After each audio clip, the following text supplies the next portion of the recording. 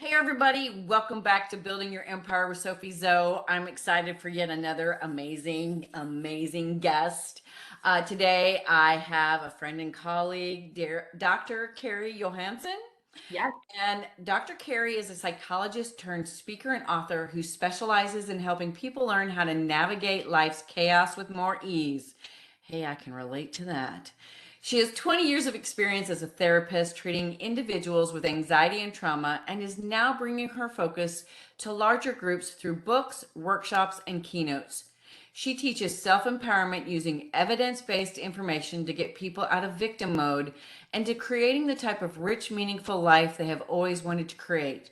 On a personal note, if Dr. Carrie isn't at work, you'll either find her outside hiking or inside making muffins and other treats to share. Love me some muffins, make me some cookies. Let's do it. Hey, Carrie, thank you for coming on the show. Hi, Sophie. Thank you so much. I'm really happy to be here. Alrighty, I'm really excited to get your take on the topic at hand, which is what is your best advice for business owners who want to scale their business to the next level and beyond? So, my advice sounds simple, and in some ways, logically, it is really simple, but it's complex to apply, which is that they need to get real.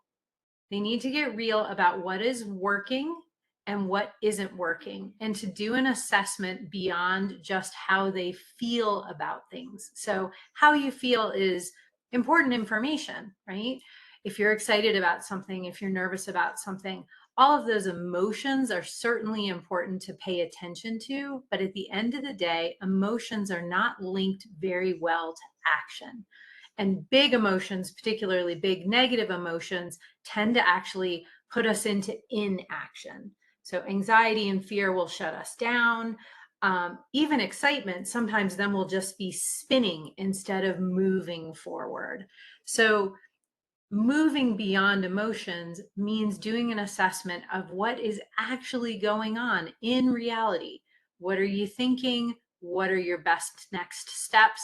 What's the move that's going to make the biggest difference? Not the move that's going to make you feel the most comfortable.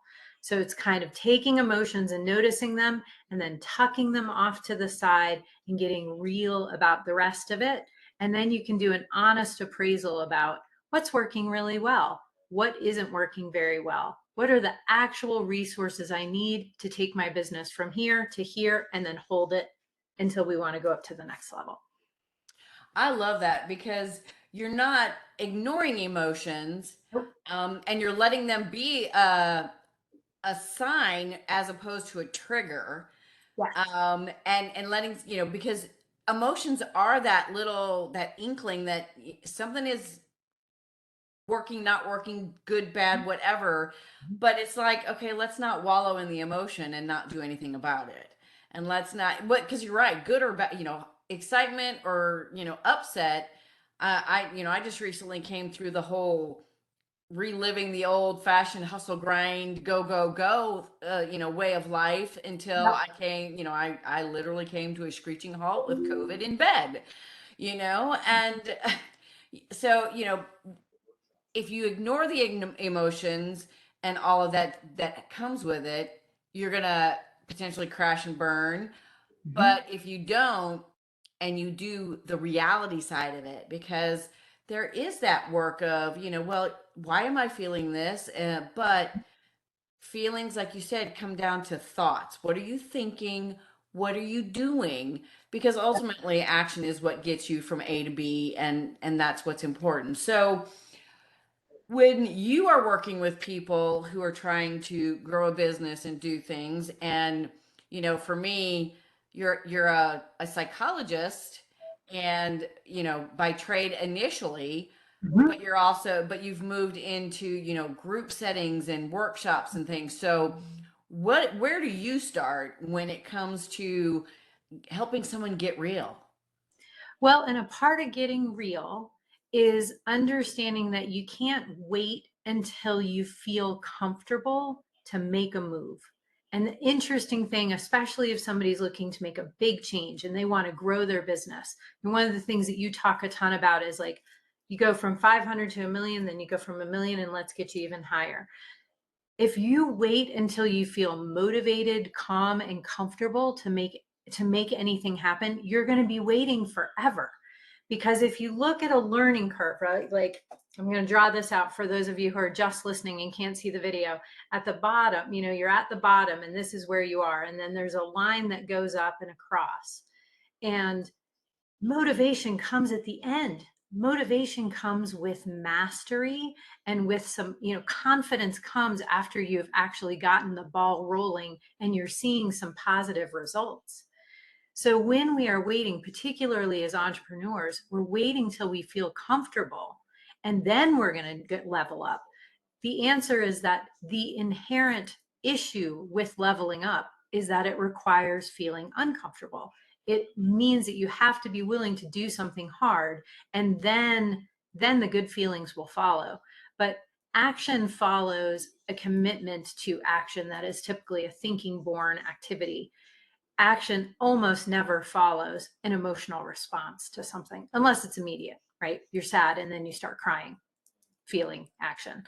But so that notion of helping folks move beyond, well, I'm waiting for motivation, or I'm waiting till I feel good about this. Instead, it's like, slow down, do the assessment. What is actually going to move you forward? And really starting there with identifying what are their most important values, what's the thing they're looking to achieve, and then what are the actions associated with that value and with that goal. I like that. And and it's not just about stepping out of your comfort zone. It is about, because there's a lot of people, it's, well, I'm waiting for the, the right spark, the right motivation. And then there's the others that are like, well, it's not perfect yet. I'm developing this thing and I can't do it until it's perfect. And perfection is kind of a feeling, Sure. but it's one of those things that stops people. And it's like, perfection, we're human beings. Perfection is not really something that happens, even for the Virgos like me who think they should be perfect at times. I'm a recovering perfectionist, still a Virgo, but I'm trying not to be a perfectionist. It can stop you. And then there's, well, you're saying, okay, now you have to get uncomfortable. You have to take action that's going to make you feel uncomfortable. Yeah. Well, in a lot of cases, that's gonna bring up fear in Oh, people. absolutely. And part of perfectionism, it's driven by anxiety, right? The notion that if I get to 100%, then everything's going to be okay. And one of the things that I encourage people, also fellow recovering perfectionist, also fellow, I'm not sure recovering well enough procrastinator, right? So we have these things on the board. But I actually really encourage folks, if you can get to 80%, you're probably good to go, right? So if you can get 80% of the information about your business next step, you probably have enough information, more than enough information, to make a move. If you can get to 80% confidence, holy cow, you're great, right? So taking that perfectionistic notion and taking the fear that's insisting that you can only do it this way or you'll fail, and to recognize there's a ton of nuance in between there and start seeking that 80% number, I think it's really helpful. I love that. And yeah, and the 80/20 rule, so to speak, fits in a Yep. lot of ways. I mean, and I've heard health and wellness coaches say, if you can be, eat healthy and exercise and do the good things 80% of the time, You got it. that's you're going to see results. You don't have to be stickler to eat just carrots every single day for the rest of your life. It's Yeah. and it's the same way with what you're talking about with taking action. And here's the thing is, you don't know what's going to happen till you Correct. do it. Yes. And here's a super scary idea. You can't actually judge your decision on the outcome. So this is very controversial, right? Because we are often looking, and part of perfectionism and part of what stalls people in moving forward in their businesses or in their personal lives is they feel like if they can't get it all the way right, they shouldn't try at all, right? And Right. they're all the way right means that they have, made the $1 million, lost the 10 pounds, met the spouse, fired the problem coworker, whatever, ranging from personal to professional. Outcomes always come with positive, negatives, and neutrals.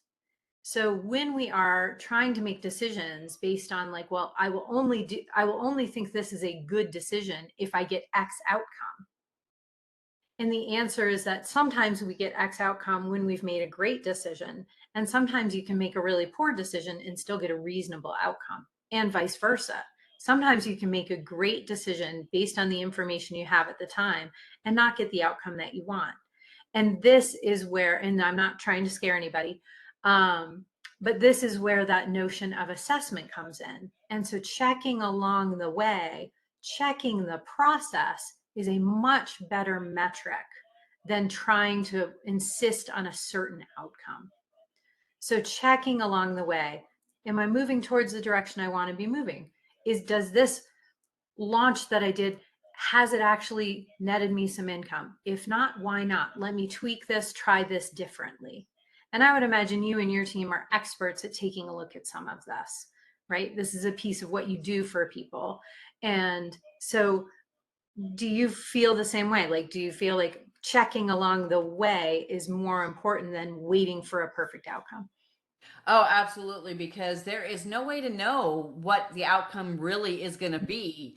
No matter how, you can gather all the information, you can use what the latest guru used and was successful for him or her, and it still may not work for you for Mhm. various reasons. And if you just launch it and go, oh, it didn't work, it's a failure, and you just throw it out and say, well, I'm not going to do that anymore because it failed, and you don't look at what really happened, and gather as much information and data to try to determine what went wrong, what didn't work, what did work, Mhm. and tweak it and fine tune it and try it again, you're going to be reinventing the wheel Right. every single time you want to do something.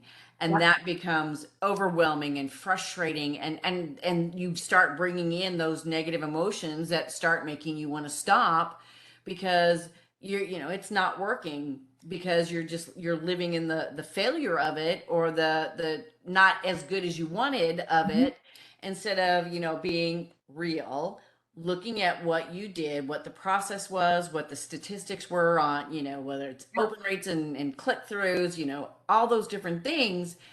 And, in some cases, depending upon what it is, it's always a good thing to have plan B and C in the Yes. back of your mind, Mhm. because in some cases you can kind of think about potential um, things going wrong, or not working. Not going wrong is the wrong way to talk about it. Something isn't working. It's not getting enough this or enough that to get the result that you want. And you can Yep. along the way tweak it before you ever get to the true ending. And you might be able to get the ending you want, or as close to it as you can possibly get, because it's not just launch it and then wait and see if it fails. Yep. It's launch it, track it, watch it, tweak it in the Mhm. while you're in there Mhm. if you can, and eventually it will come out to be definitive whether it's going to work or not, and whether Yeah. you need to throw it out completely and start over, or continue to play with it and fine tune it. Because you know cookie cutter stuff, I've been a proponent of don't do the cookie cutter thing, Right.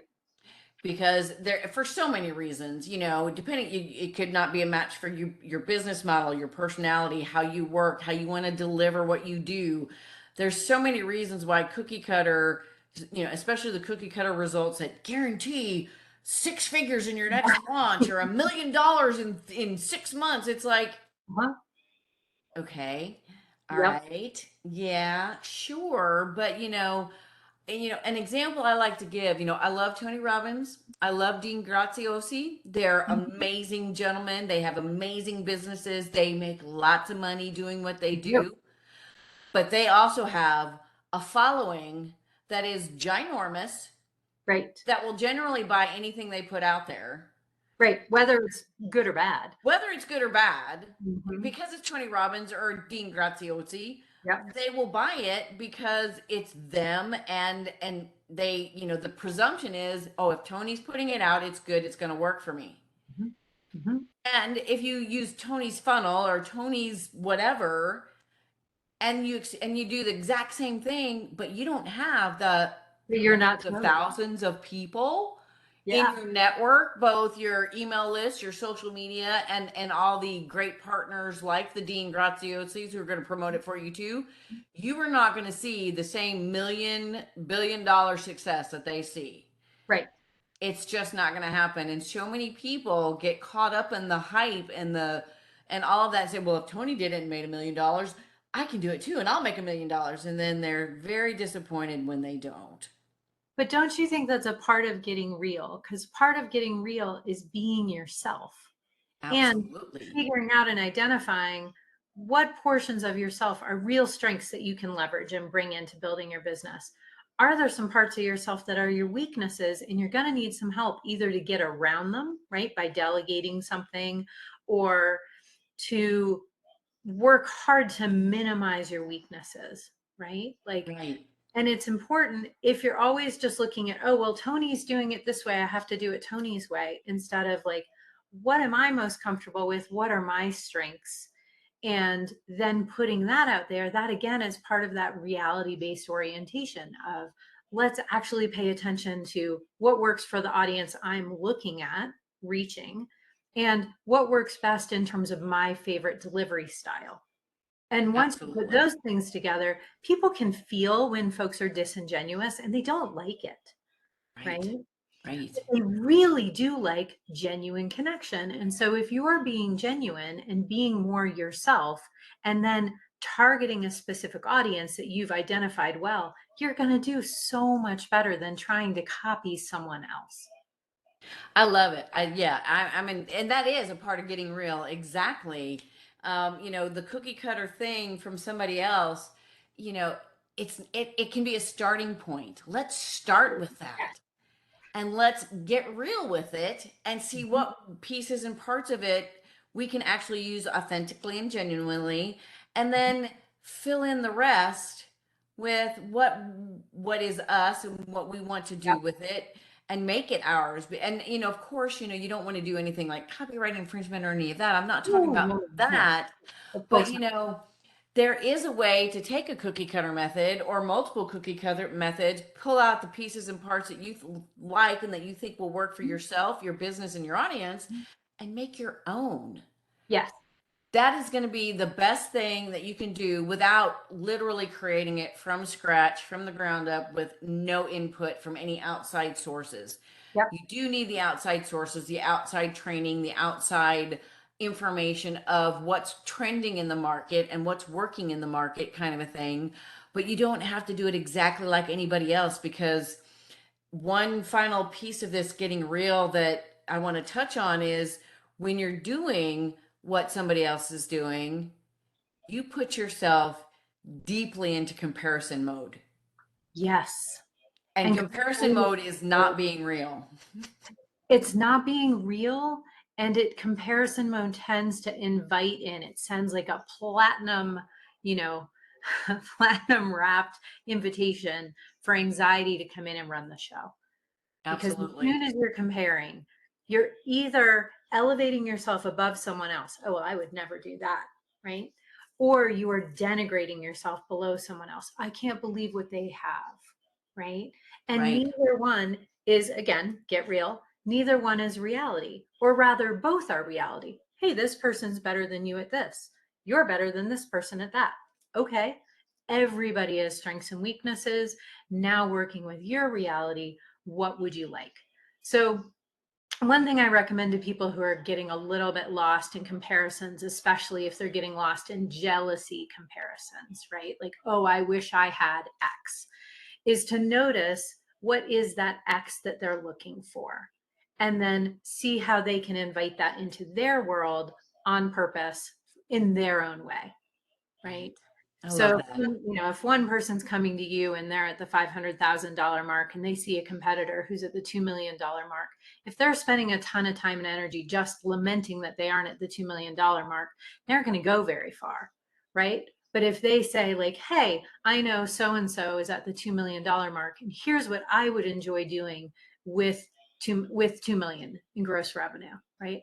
This is how I would be able to treat my employees. This is how I'd be able to, reach my people, fulfill my mission. Then all of a sudden, that isn't comparison as much as it is motivation. And then that you can hang on to, because that then becomes an aspiration instead of a jealous sort of shut down moment for yourself.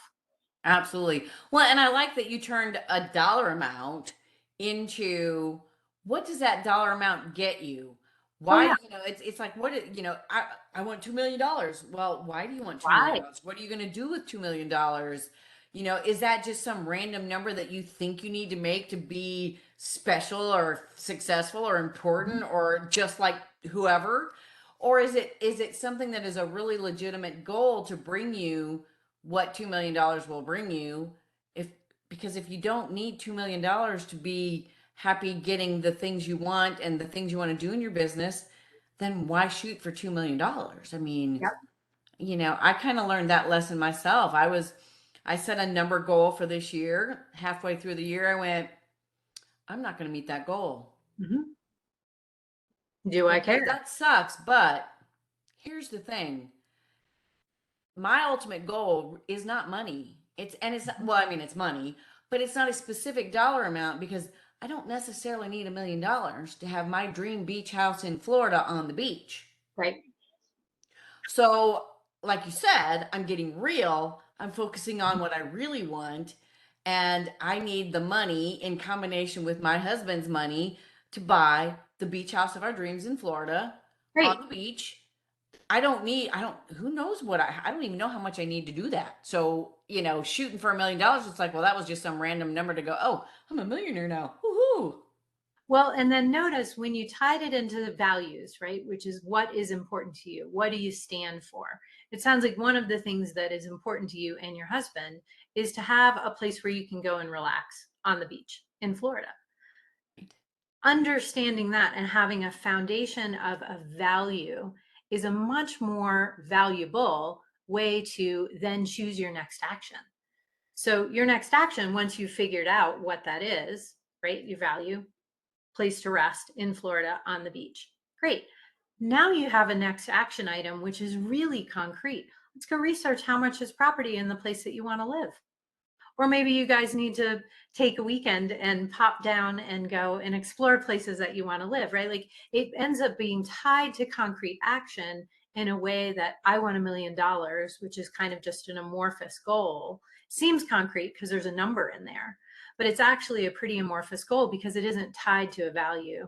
And as soon as you tie something to a value, then from the value foundation, then you can choose skillful action that's actually concrete to move forward. And then you can take a look like, oh shit, I'm going to need $2 million versus, oh, sweet, we already have this. I don't even need the $1 million, right? Right.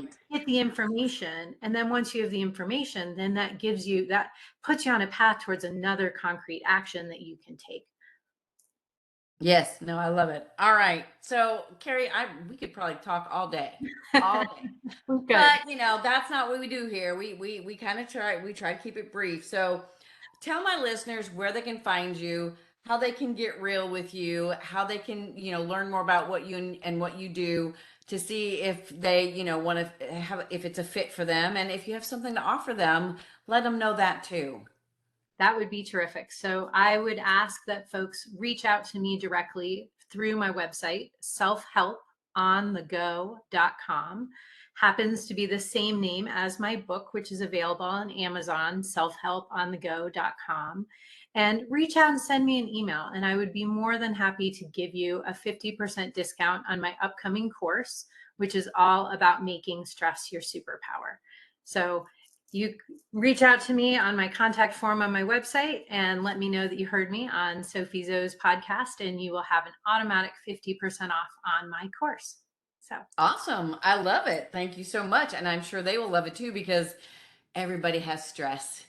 everybody has. Everybody. And the more we know on how to make it work for us instead of against us, that is priceless, quite frankly, in my opinion.